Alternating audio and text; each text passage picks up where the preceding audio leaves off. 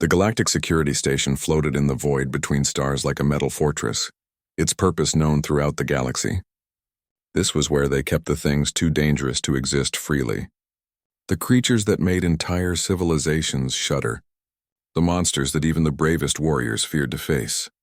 Dr. Yenna Kresh walked down the sterile white corridor, her forearms carrying various data tablets while her tail swished nervously behind her.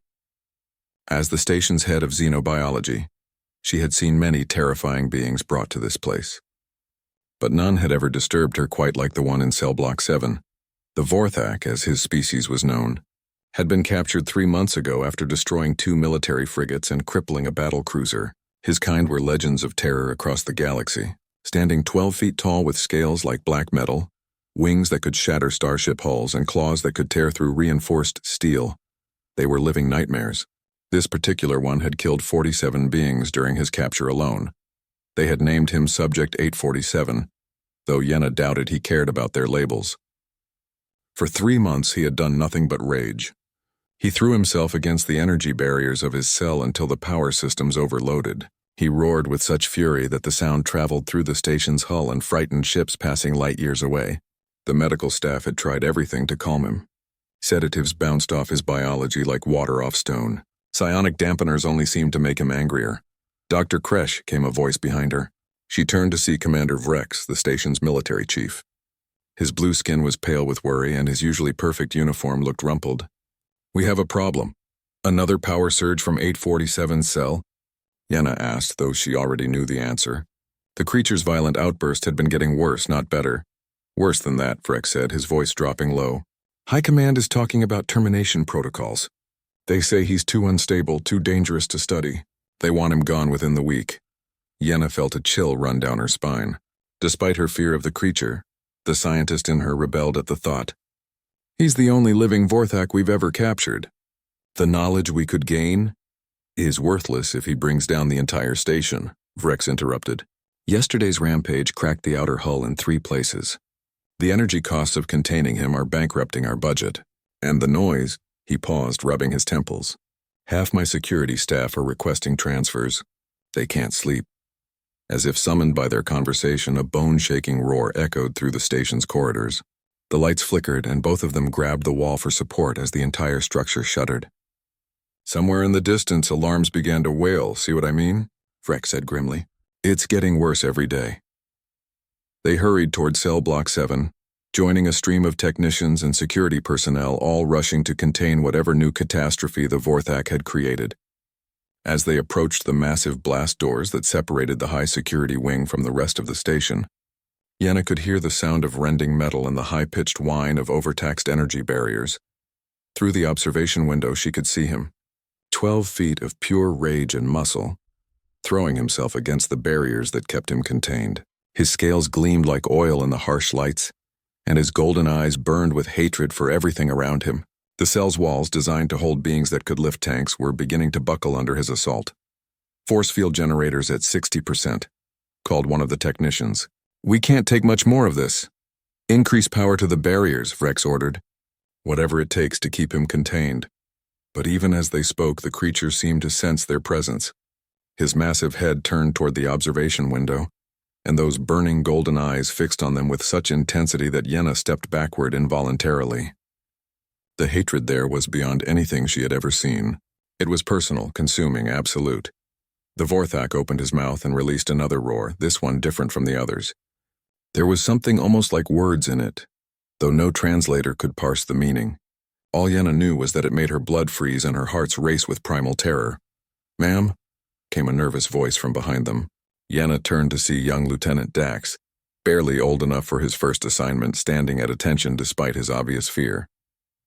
"There's a transport docking in Bay 4. They say it's urgent, something about 847. Vrex frowned. "I wasn't told about any transport." "What's the manifest?" "That's just it, sir," Dax said, his voice cracking slightly. "There's only one passenger listed. A human child." The words hung in the air like an accusation. "A child here, on a maximum security prison station in the middle of nowhere, where the galaxy's most dangerous beings were contained?" It made no sense. "A human child?" Yenna repeated, her scientific mind already racing with questions. What possible business could a human child have here? The transport carries diplomatic immunity codes, Dax continued. High-level ones. And, sir, they're requesting immediate access to cell block 7. Another roar shook the station, longer and more agonized than before. In her peripheral vision, Yenna saw the Vorthak collapse against the far wall of his cell, his massive chest heaving. For just a moment, the rage in his golden eyes seemed to flicker into something else, something that almost looked like pain. This is madness, Rex muttered. No child should be anywhere near that thing. Diplomatic codes or not. He'd kill her in seconds. But even as he spoke, Yenna found herself studying the creature more carefully. In all her months of observation, she had never seen him show anything but rage. The brief moment of vulnerability had been so quick she might have imagined it. Yet something deep in her scientist's intuition told her that the arrival of this mysterious human child was not a coincidence. Sir, Dax said quietly, the transport is requesting clearance to dock. What should I tell them? Rex and Yenna exchanged glances. Behind them, the Vorthak had gone strangely quiet for the first time in months. The sudden silence was somehow even more unnerving than his roars had been. Grant them docking clearance, Rex said finally. But full security escort from the moment they set foot on this station. Whatever this is about, I want to be ready for anything.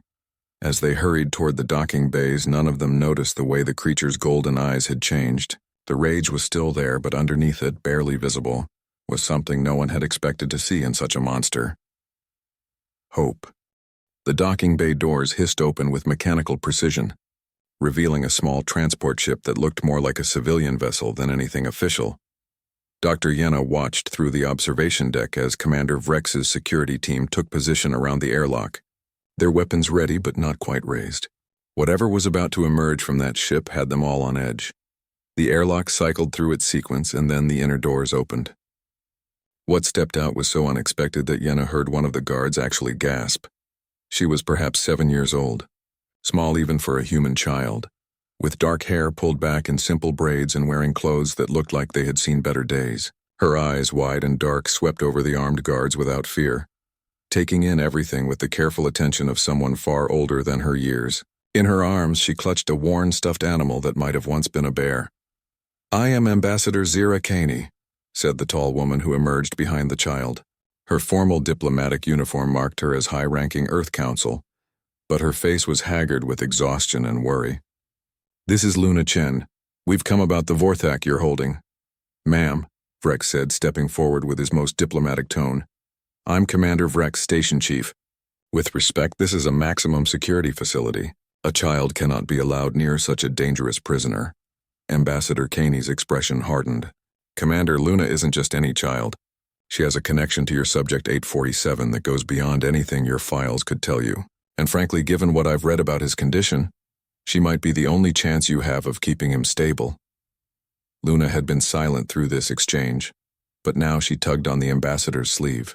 When Caney looked down, the child whispered something too quiet for the others to hear.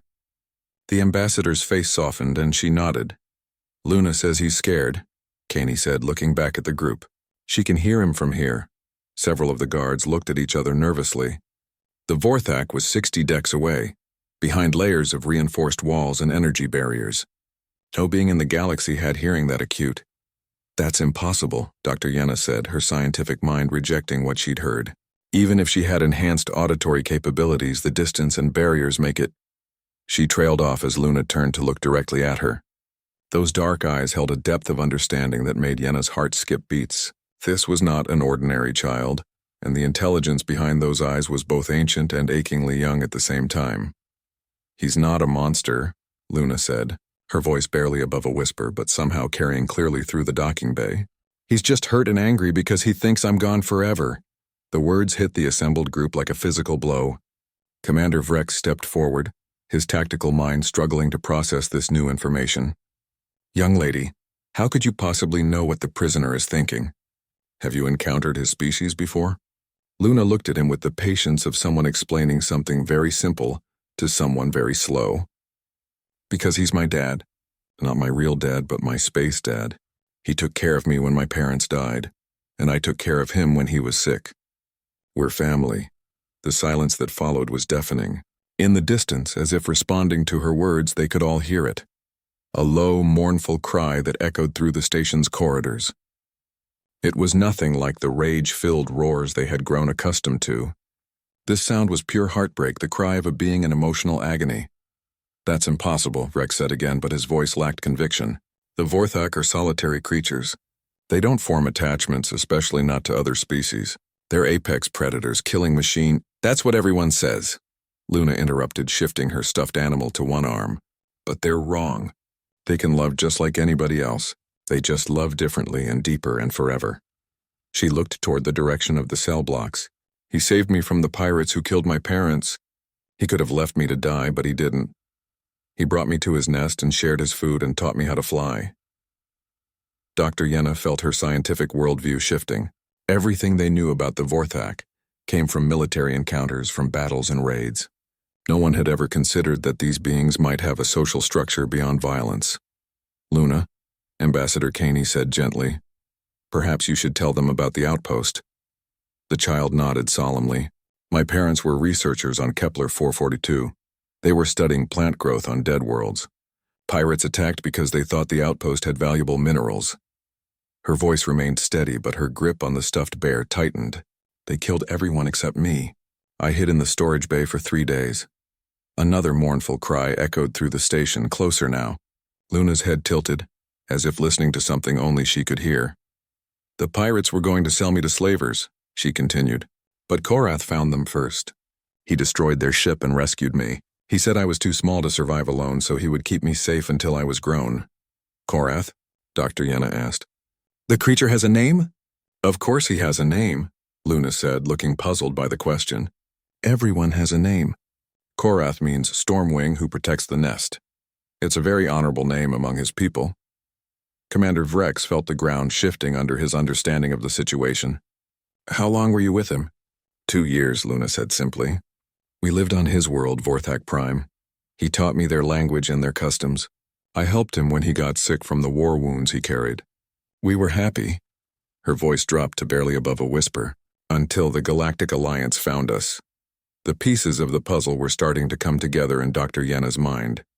The capture reports had mentioned finding the Vorthak on his homeworld, but they had focused on the military aspects of the operation. No one had reported a human child. "The capture team separated you," Yenna said, understanding dawning. Luna nodded, tears finally starting to form in her eyes. "They said I was being rescued. They wouldn't listen when I told them Korath was my guardian. They said he had kidnapped me, that he was just waiting to eat me or sell me." The tears were falling freely now. "They shot him with stun weapons when he tried to protect me. They made me watch as they put him in chains." Another roar echoed through the station, but this time it was different again. There was recognition in it and hope and desperate longing. Somehow across all the distance and barriers the creature knew she was here. "The diplomatic immunity," Vrex said slowly, "was to get you access to him." Ambassador Caney nodded grimly. "The Earth Council has been trying to establish peaceful relations with non-aligned species. When Luna's story reached them, they realized we might have made a terrible mistake. A Vorthak who could form attachments to other species, who could care for and protect a human child. It changes everything about how we understand them. And frankly," Caney continued, "your subject 847 has been growing more unstable every day since his capture. The psychological trauma of being separated from Luna is literally driving him insane. If we don't reunite them soon, you'll have an uncontrollable berserker on your hands." As if to emphasize her point, the lights flickered and the station groaned as another impact struck somewhere in the distance. But this time, the sound that followed wasn't a roar of rage. It was a call, desperate and searching. Luna looked up at the adults around her with eyes that had seen far too much for someone so young. "Please," she said simply. "He needs to know I'm safe, and I need to see my dad." The word dad hung in the air like a challenge to everything they thought they knew about the universe. In the distance, Korath called again, and Luna's face lit up with the first genuine smile any of them had seen from her. "He remembers my voice," she whispered. "He knows I'm here." Dr. Yenna looked at Commander Vrex, seeing her own conflict reflected in his expression. Every protocol screamed against what Luna was asking. But the evidence of their connection was impossible to deny, and the alternative might be catastrophic for everyone on the station. "Commander," she said quietly. I think we need to consider the possibility that everything we know about the Vorthak is wrong. The journey to Cell Block 7 felt like walking toward the edge of the universe. Dr. Yenna had insisted on full monitoring equipment, while Commander Vrex maintained a security escort despite Ambassador Kane's protests. Luna walked between them, her small hand in the ambassador's, seemingly unafraid of what lay ahead. As they approached the massive blast doors, the station fell unnaturally quiet. The Vorthak's constant raging had stopped the moment Luna entered the corridor. Even the usual hum of machinery seemed muted, as if the station itself was holding its breath. The energy barriers are still at full strength, Dr. Yenna said, checking her instruments nervously. Even if there's some connection between them, the containment protocol won't be necessary, Luna said simply. Korath won't hurt anyone as long as I'm here. He only gets angry when people try to take me away. Through the observation window, they could see into the cell. The massive Vorthak stood perfectly still in the center of the containment area, his golden eyes fixed on the entrance. The rage that had defined him for months was completely absent, replaced by an intensity of focus that was somehow even more intimidating. Korath, Luna called out, her voice carrying clearly through the intercom system. The effect was immediate and profound. The 12-foot creature dropped to one knee, lowering his massive head in a gesture of such tenderness that it defied everything the observers thought they knew about his species. His voice, when it came, was a deep rumble that the translators struggled to process. Little star, the electronic voice finally rendered, you have returned to me. Tears were streaming down Luna's face now, but she was smiling. I told you I would find you again, didn't I? I promised I would never leave you forever. Dr. Yenna watched in fascination as the Vorthak's entire body language changed. The tension that had kept him rigid with fury for months melted away, leaving something that looked almost vulnerable. His massive claws, which had torn through reinforced barriers, now trembled as he reached toward the energy field that separated them. The barriers, Korath said, his translated voice carrying a note of desperate hope. Can they be lowered? I need to ensure you are unharmed. Every guard in the observation area tensed, hands moving instinctively toward weapons, but Luna turned to face them with that same calm patience she had shown before. He wants to check that I'm not hurt, she explained. It's what Vorthak do when family members return after being away. They examine them for injuries and make sure they're properly fed and rested. It's like a hug, but more thorough. Commander Vrex stepped forward, his tactical mind recoiling from the suggestion. Absolutely not. The containment barriers stay up. Even if there is some connection between you, he's still incredibly dangerous. To everyone but me, Luna interrupted. Commander, I lived with him for 2 years. I slept curled up against his side every night. He taught me to fly by carrying me on his back through asteroid fields. If he wanted to hurt me, he's had 1,000 chances. On the other side of the barrier, Korath had risen to his full height again, but instead of the threatening posture they had grown accustomed to, he stood with a dignity that reminded Dr. Yenna of old royalty from her homeworld.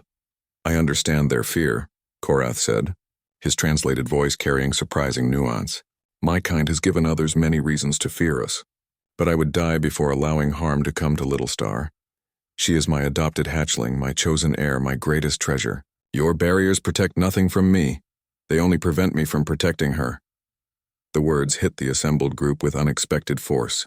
This wasn't the mindless rage of a captured predator. This was a being capable of complex thought and deep emotion, speaking with the voice of a concerned parent.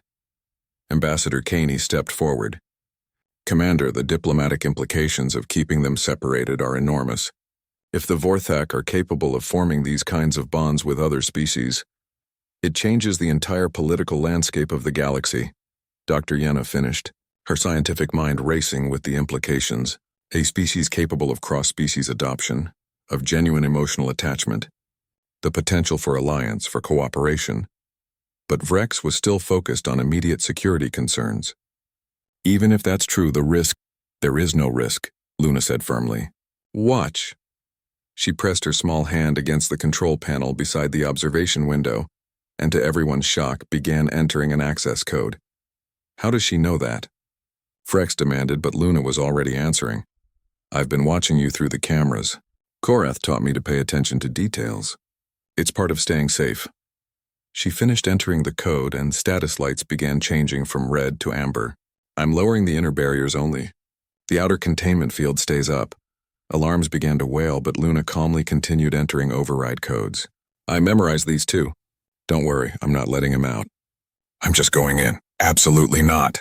Frex shouted, but Luna was already moving toward the cell entrance. Guards moved to stop her, but Ambassador Caney stepped between them. She has diplomatic immunity, Caney said firmly. And frankly, if we try to stop her by force, what do you think her dad is going to do?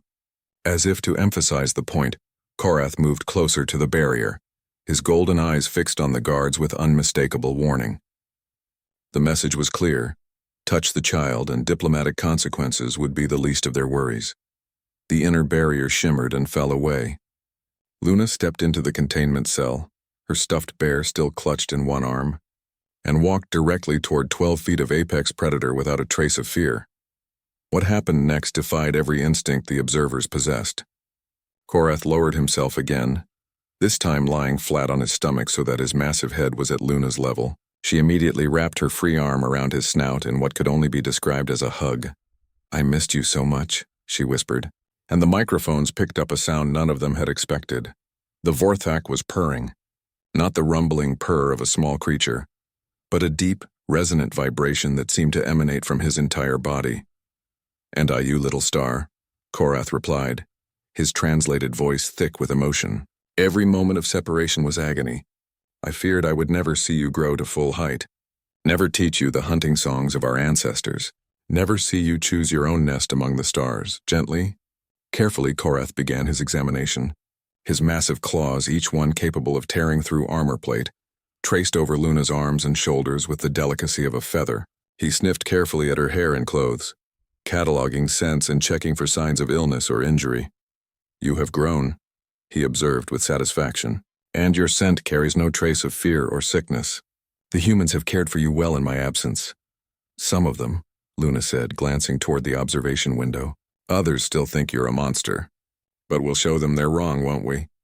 Dr. Yenna found herself leaning forward, her instruments forgotten as she watched this impossible interaction. The creature she had studied for months, the being that had terrified her and her colleagues, was behaving like nothing more than a concerned parent reuniting with his child. Korath, Luna said, settling herself against his side as if it was the most natural thing in the world. Tell them about Vorthak families, about how we choose our bonds.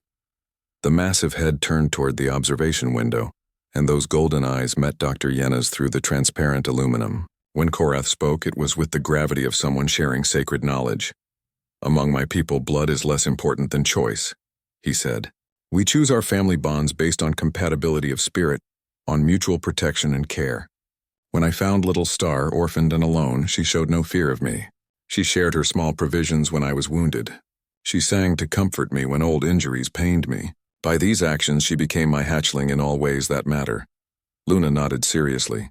And he became my dad when he chose to feed me before himself, when he taught me instead of abandoning me, when he protected me from dangers I didn't even know existed. That's what family means, choosing to care for each other every single day. The profound simplicity of it left the observers speechless. Here was a relationship that transcended species, size, and every assumption they had made about the nature of bonds between sentient beings. Commander Vrex slowly lowered his weapon, finally understanding that everything he thought he knew about the prisoner had been wrong. This wasn't a captured monster. This was a father separated from his child, driven to desperation by grief and protective instinct. In the cell, Luna had curled up against Korath's side, finally looking like the 7-year-old child she was. The Vorthak wrapped one massive wing around her protectively, and for the first time in months, both of them looked at peace. Now, Luna said sleepily, we need to talk about getting him out of here. The communication from Galactic High Command arrived 3 hours after Luna's reunion with Korath, and its content sent shockwaves through the station's command structure. Dr. Yenna read the message twice before the implications fully sank in. They're calling it a security breach, she said, her voice tight with disbelief. They want Luna removed from the station immediately, and Korath transferred to a maximum security military facility for enhanced interrogation. Commander Vrex crumpled the printout in his hands, his usual diplomatic composure cracking. Admiral Thorne is calling the shots now. He's convinced that any relationship between the Vorthak and a human child must be some form of psychological manipulation or brainwashing. Through the observation window, they could see Luna curled up against Korath's side, both of them sleeping peacefully for the first time in months. The sight was so naturally familial that it seemed impossible anyone could view it as sinister. The Admiral is known for his hardline stance against non-aligned species, Ambassador Caney said grimly. He views any peaceful contact as a sign of weakness. If he gains custody of Korath, she didn't need to finish the sentence. Everyone knew Admiral Thorne's reputation. Enhanced interrogation meant torture, and his military research facilities were where captured beings went to disappear forever. "Ma'am," came a nervous voice from the doorway. Young Lieutenant Dax stood at attention, but his usual composure was shaken. "The Admiral's flagship is requesting permission to dock. They're demanding immediate compliance with the transfer order." Dr. Yenna felt her heart sink. "How long do we have?" 6 hours, Dax replied. The Admiral's message specifically states that any delay will be considered insubordination and dealt with accordingly. Inside the cell, Korath stirred slightly, one golden eye opening to scan the area around Luna. Even in sleep, his protective instincts remained active. The sight reminded Dr. Yenna of her own father, who had always been a light sleeper when she was young, always ready to wake if she needed him. "We can't let this happen," she said suddenly, surprising herself with the conviction in her voice. "What we've witnessed here, it changes everything about how we understand the Vorthak. If the Admiral gets his hands on Korath, we'll lose the greatest opportunity for interspecies understanding in galactic history." Commander Vrex looked at her with a mixture of surprise and respect. "Doctor, I agree with you, but we're talking about defying a direct order from High Command. The consequences would be worth it," Dr. Yenna interrupted. "Vrex, we've spent our entire careers following orders, but sometimes following orders means allowing atrocities to occur. I won't be part of destroying a family, even if that family doesn't fit our traditional understanding of what families should look like." Ambassador Caney stepped forward, her diplomatic mind already working on solutions. "The Earth Council could grant them asylum, if we can present evidence that Korath is not a prisoner, but rather a refugee seeking reunification with his adopted daughter." "The Admiral won't care about diplomatic niceties," Vrex said. "He has military authority in this sector, and he's not known for respecting civilian oversight." As they spoke, Luna began to stir in the cell. She opened her eyes slowly, then sat up with the instant alertness of someone accustomed to being ready for danger. Korath's head lifted immediately, his protective gaze scanning the observation area. "Something's wrong," Luna said, her young voice carrying clearly through the intercom. "You all look scared." "What's happening?" Dr. Yenna activated the communication system, unsure how to explain the situation to a 7-year-old. But Luna was far from an ordinary child, and her experiences had taught her to recognize adult deceptions. "Bad people are coming," Luna said, reading their expressions with disturbing accuracy. "They want to take Korath away from me again, don't they?" Korath's entire posture changed, the peaceful relaxation of moments before replaced by coiled readiness for violence. His golden eyes began to glow with an inner fire, and the temperature sensors in his cell registered a sudden spike. "I will not be taken," Korath said, his translated voice carrying a deadly calm that was somehow more terrifying than his previous rages. "And I will allow no harm to come to Little Star. Any who try to separate us will discover why my kind is feared across the galaxy." Luna placed a small hand on his snout, and immediately the temperature readings began to drop. "We won't fight them, Dad. Fighting just makes them think they're right about us being dangerous." "Then what do you propose, Little Star?" Korath asked, his voice gentling immediately at her touch. Luna looked directly at the observation window, her dark eyes meeting Dr. Yenna's. "We run. We go somewhere they can't find us, where we can live in peace like we did before." The simplicity of it was both heartbreaking and impossible. Where in the galaxy could a 12-foot Vorthak and a human child hide from the military might of the Galactic Alliance? Commander Vrex's communicator chirped with an incoming message. His face paled as he read it. "The Admiral is demanding that Korath be sedated and prepared for transfer. He's also ordering Luna to be placed in protective custody pending deprogramming." The word hit Luna like a physical blow. She had heard it before during her initial rescue. Deprogramming meant erasing her memories of Korath, making her forget the 2 years they had spent together, the father who had saved her and raised her and loved her. "No," she said simply, but there was steel in her young voice. "They can't make me forget. I won't let them." Korath's growl filled the cell, a sound like distant thunder. The energy barriers flickered as his emotional distress translated into bioelectric discharge. They dare speak of harming her mind, of stealing her memories. Dr. Yenna found herself stepping toward the control panel, her hands hovering over the barrier controls. "If we were to lower these barriers," she said slowly, "and if there happened to be a malfunction in the docking bay doors during your escape attempt—" "Doctor," Vrex said warningly, "you're talking about treason." "I'm talking about preventing an atrocity," Dr. Yenna replied. "Vrex, you've seen what we've all seen. That child and that Vorthak share a genuine bond. Destroying that bond to serve some admiral's prejudices is the real crime here. Ambassador Caney was already working on her diplomatic terminal. If they make it to Earth space, the Council could grant them sanctuary. We have precedent for protecting refugees from political persecution. Earth is halfway across the galaxy," Vrex pointed out, "and Korath is a Vorthak. Even if we could get him off the station, no civilian transport would carry him." "Then we don't use civilian transport," Dr. Yenna said, her scientific mind shifting into problem-solving mode. "The research vessel Kepler is docked in Bay 7. It's fast, well-armed, and officially under my authority as head of xenobiology." Luna had been listening to their conversation with growing hope. Now she pressed closer to the barrier, her eyes bright with determination. "You would really help us escape? Even though you could get in trouble?" Dr. Yenna looked at the child, thinking of everything she had witnessed over the past few hours. The reunion, the obvious love between them, the way Korath's entire being centered around protecting and caring for Luna. Some things were more important than careers or following orders. "Yes," she said simply, "I would." Commander Vrex was quiet for a long moment, his internal struggle visible on his face. Finally, he sighed deeply and moved to the security console. "If I happen to be away from my post when certain containment barriers malfunction, and if I happen not to notice unusual activity in the docking bays—" "Vrex," Dr. Yenna said, understanding what he was offering. "I became a commander to protect people," he said quietly. "All people regardless of species. I won't be the one who destroys a family." Ambassador Caney smiled for the first time since arriving on the station. "I'll prepare the diplomatic documentation. Once you reach Earth space, you'll be under Council protection."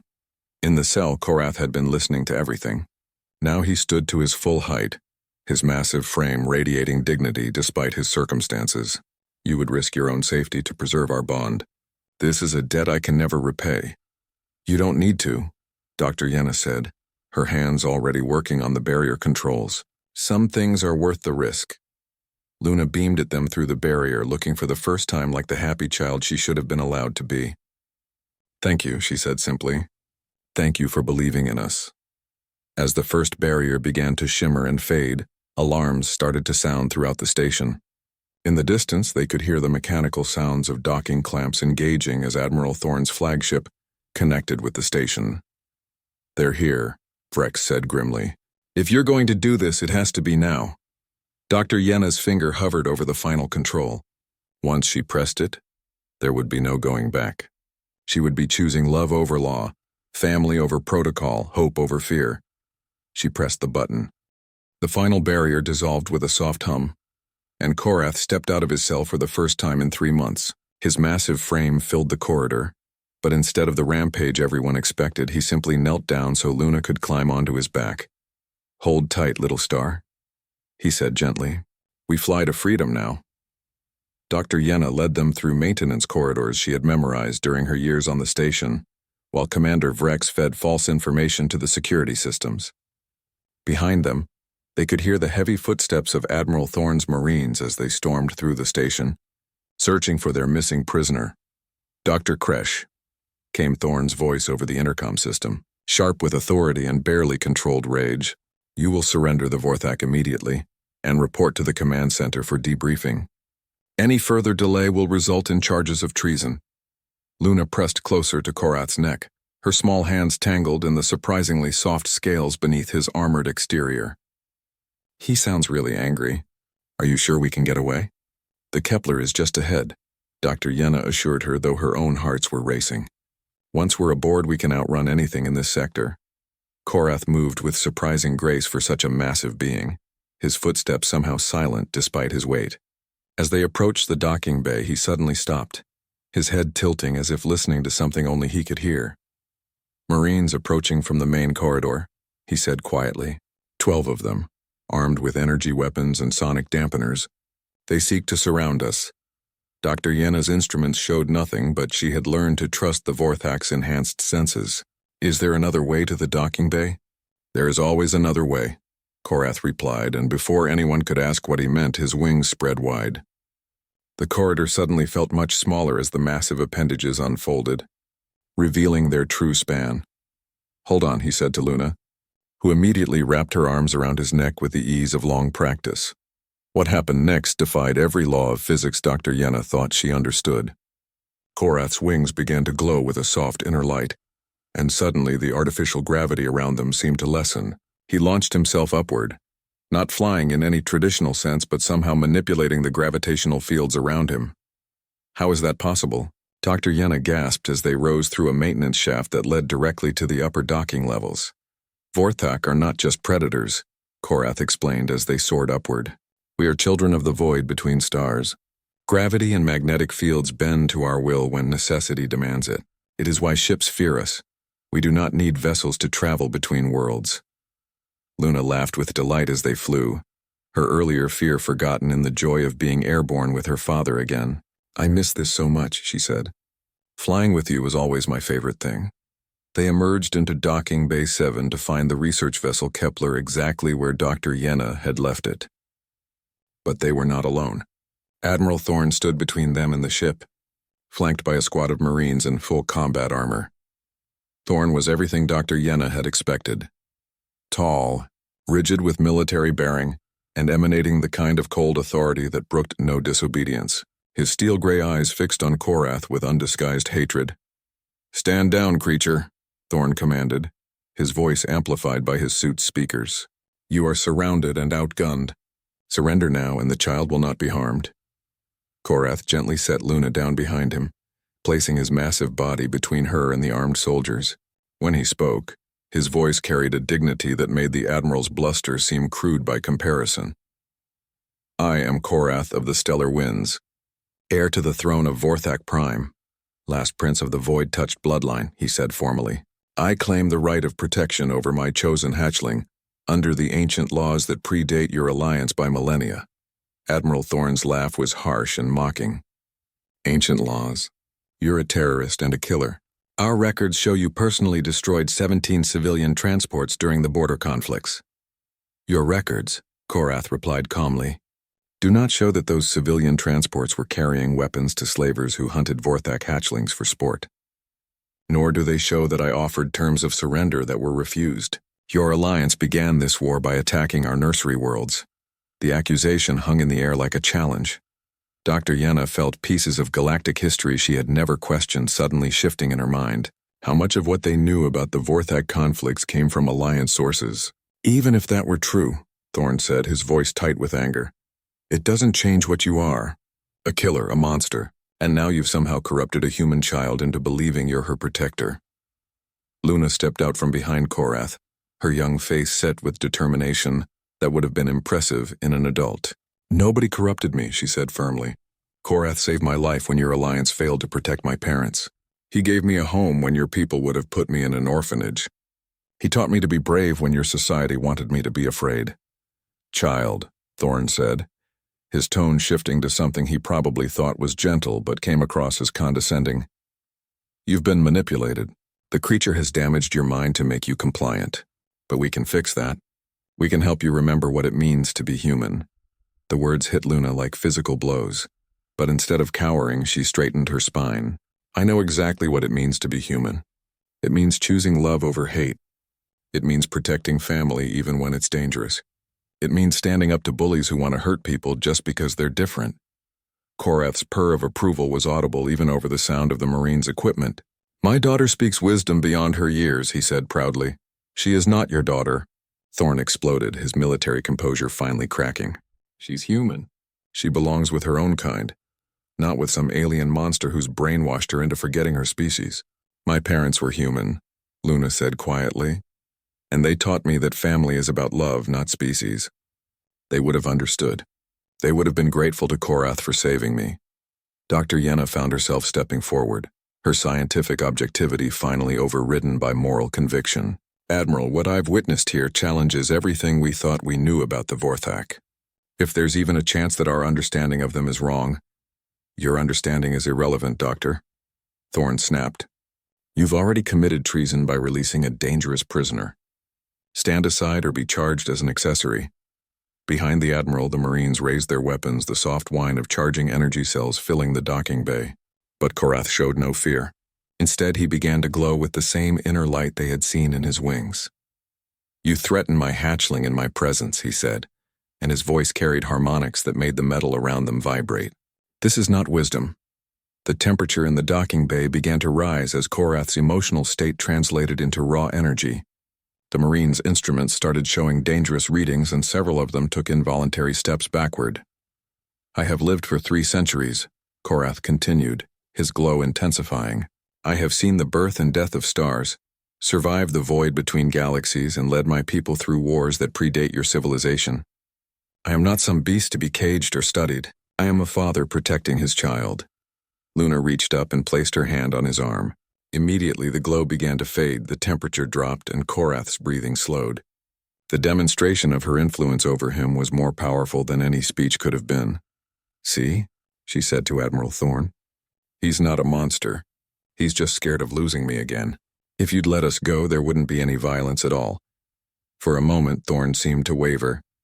The obvious bond between them, the way Luna could calm Korath with a touch, the dignity with which the Vorthak carried himself, it all challenged the simple narrative of monster and victim that the Admiral had constructed. But then his expression hardened again. Impossible. The political ramifications alone. No, the creature returns to custody, and the child undergoes deprogramming. That's final. He gestured to his Marines, who began to advance. But before they could take more than a few steps, Commander Vrex's voice echoed through the docking bay. Admiral, you might want to check your communications board, Vrex said calmly. I believe you have an urgent message from Earth. Thorn's wrist communicator chirped with an incoming priority transmission. His face went pale as he read the message, then flushed red with anger. It seems, he said through gritted teeth, that certain parties on Earth have been monitoring this situation. The Earth Council has voted emergency asylum for both the Vorthak and the child, pending a full diplomatic review. Ambassador Caney stepped into the docking bay, her diplomatic credentials glowing on her wrist display.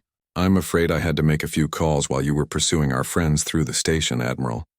The Council was quite interested to learn about the first recorded case of successful Vorthak-human bonding. Thorn's face was a mask of barely controlled fury. This is not over. The military has jurisdiction in this sector. But not over Earth citizens, Caney replied smoothly. Luna Chen is human and she's requesting political asylum. Korath is her legal guardian under Vorthak custom, which Earth recognizes under the Universal Rights Charter. Luna looked up at Korath with shining eyes. Does this mean we can stay together? Yes, little star, he said gently.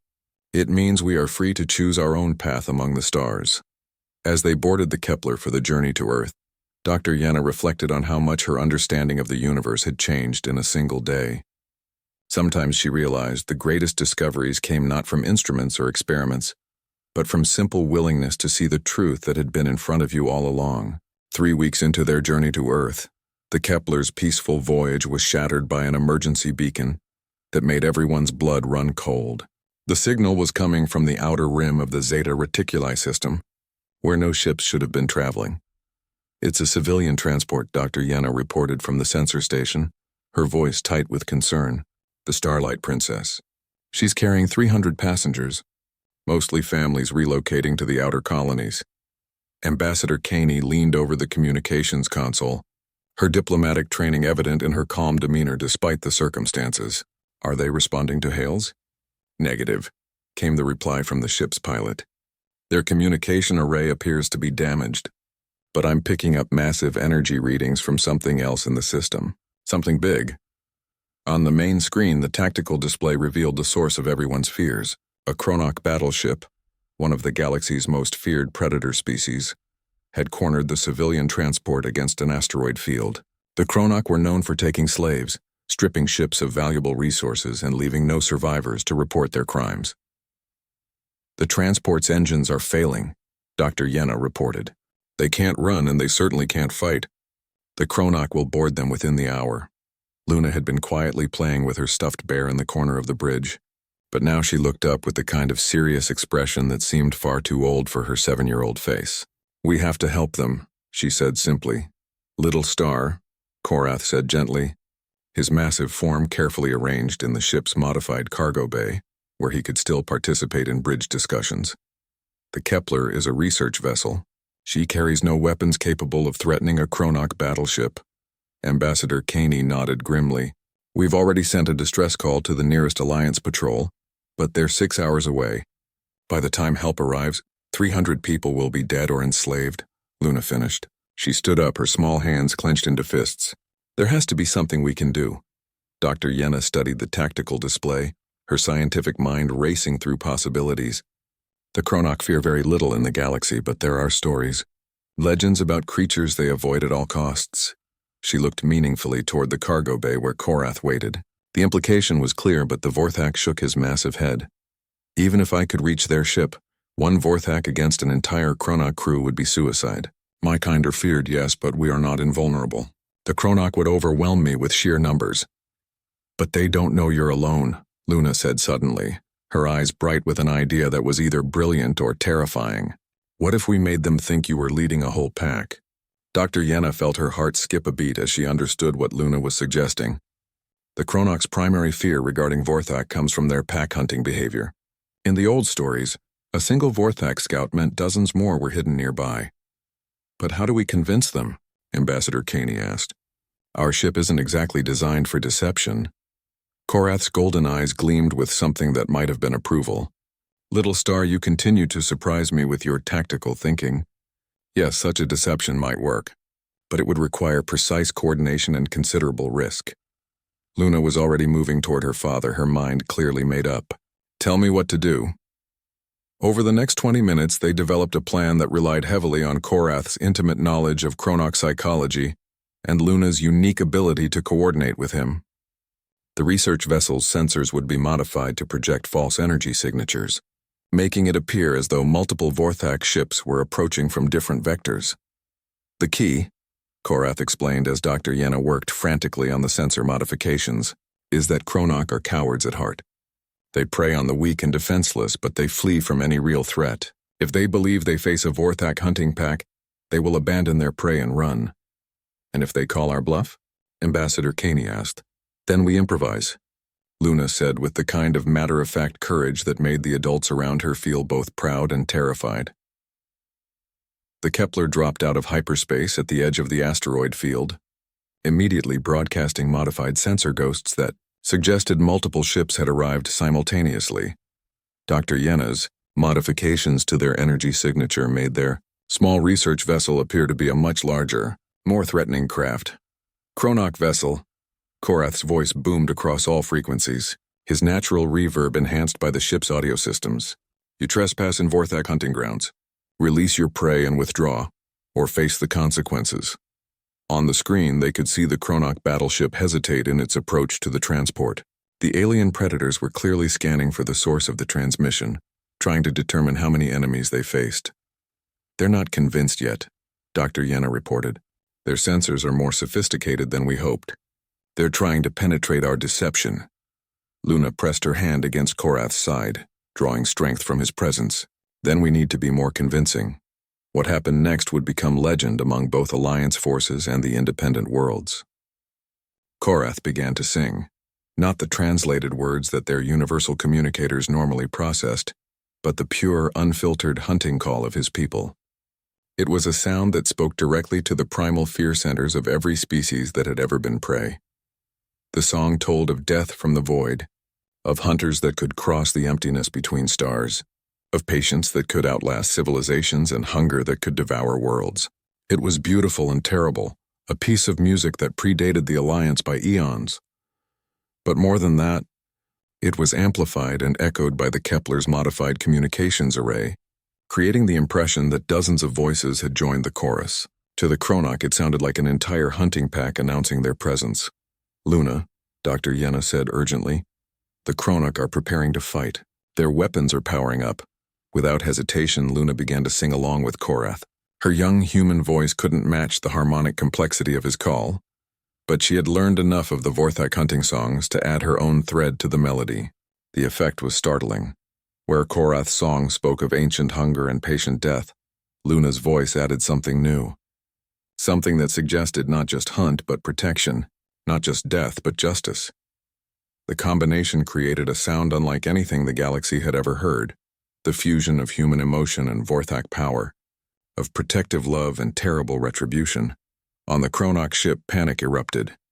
Their sensors told them they faced impossible odds, but their ears told them they faced something even worse. Hunters who fought not just for prey, but for principle.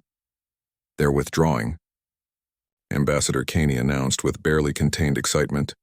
"The Chronok ship is breaking off and heading for the hyperspace jump point." But their celebration was premature. As the Chronok battleship retreated, it fired a parting shot at the civilian transport, not out of strategy, but out of spite. The energy beam struck the transport's main reactor, triggering a cascade failure that would lead to complete destruction within minutes. "The transport's reactor is going critical," Dr. Yenna reported. "They have maybe 5 minutes before it goes nova. Can we get close enough to evacuate them?" Luna asked. "Not in time," the pilot replied grimly. "There are 300 people aboard, and our ship can't handle that many passengers. Even if we started beaming them over now, we could save perhaps 100, Korath said quietly. The rest would die when the reactor exploded. Luna's face was pale but determined. "No, we save them all. Little star, even I cannot move a ship that size to safety in time," but Luna was already heading for the cargo bay hatch. "Not move it," she said. "Cool it. Like you did for me when I had that fever on your world. You can absorb energy, right? Channel it away from where it doesn't belong?" Dr. Yenna's scientific mind reeled at the implications. "You're suggesting he could actually draw off the reactor's energy?" "The amount of power involved would be enormous. And potentially lethal," Korath added. But there was something like pride in his voice as he looked at his adopted daughter. "Even for one of my kind, containing a reactor explosion would be challenging. But possible?" Luna pressed. Korath's silence stretched long enough to make everyone nervous. Finally, he nodded slowly. "Possible. But I would need to be in direct contact with the reactor core, and the process would require all my concentration. I would be helpless against any attack." "Then I'll protect you," Luna said simply. The adults exchanged glances. How could a 7-year-old human child protect a 12-foot Vorthak prince from the dangers of containing a nuclear explosion? But Korath understood what she meant. "Yes," he said softly. "Yes, you will keep me focused, keep me connected to what matters. Together, we can save them all." As the Kepler approached the doomed transport, Dr. Yenna marveled at what she was witnessing.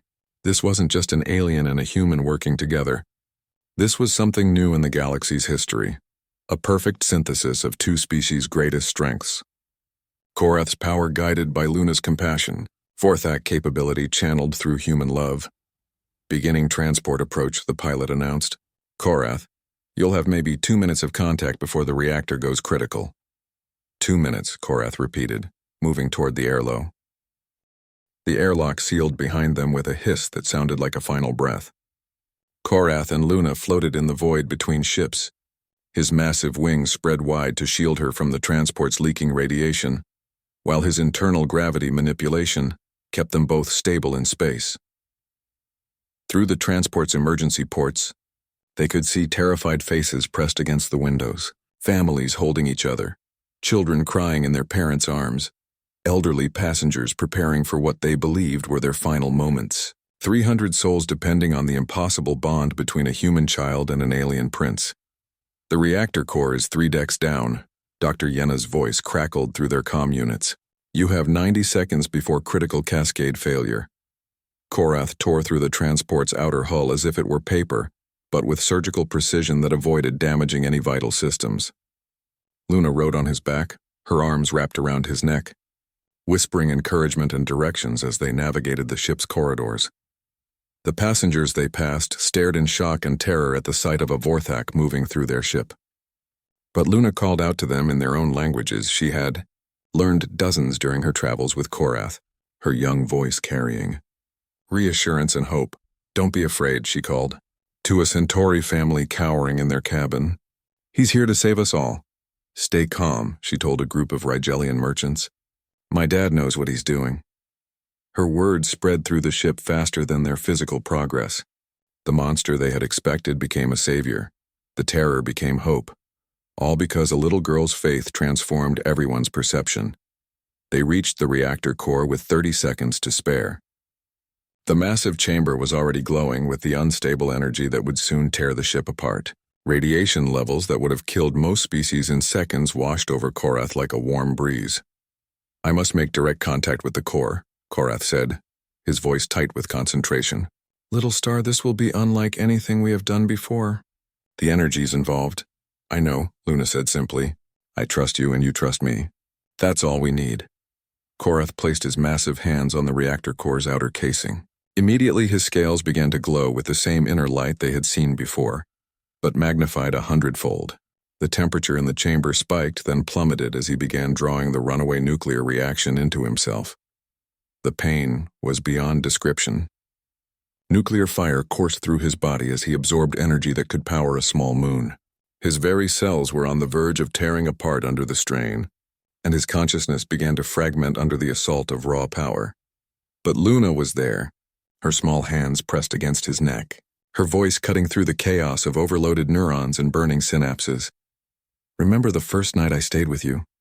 she whispered, her words somehow reaching him through the nuclear storm raging in his body. "I was so scared, but you told me the story of the star sailors who found their way home by following the songs of their families." The memory anchored him, gave him something to hold on to as the reactor's death throes tried to tear his mind apart. "Remember when you taught me to fly?" Luna continued, her voice steady and calm despite the chaos around them. "You said flying wasn't about conquering the sky, it was about becoming one with it."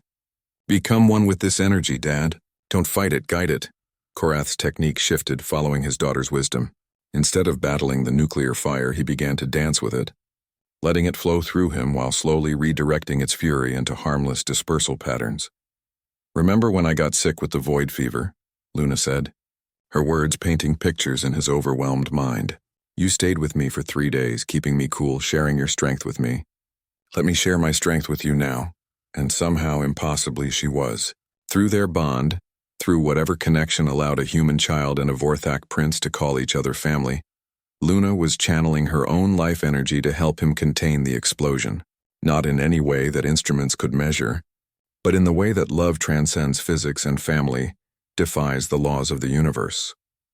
Together, they held the nuclear fire until it cooled from destruction to mere energy, from death to light, from ending to new beginning. When it was over, Korath collapsed to his knees, smoking and exhausted but alive. The reactor was dark and cool, its fury spent harmlessly through his sacrifice. "Reactor core stabilized." Dr. Yenna's voice came through the comm, filled with amazement and disbelief. "All radiation levels dropping to normal. The ship is safe." Around them, the transport's lights came back online as emergency power systems resumed normal operation. Cheers echoed through the corridors as 300 passengers realized they were going to live. But Luna only had eyes for Korath, who was breathing heavily and trembling from the effort of containing stellar fire in his body. She pressed her face against his snout, tears streaming down her cheeks.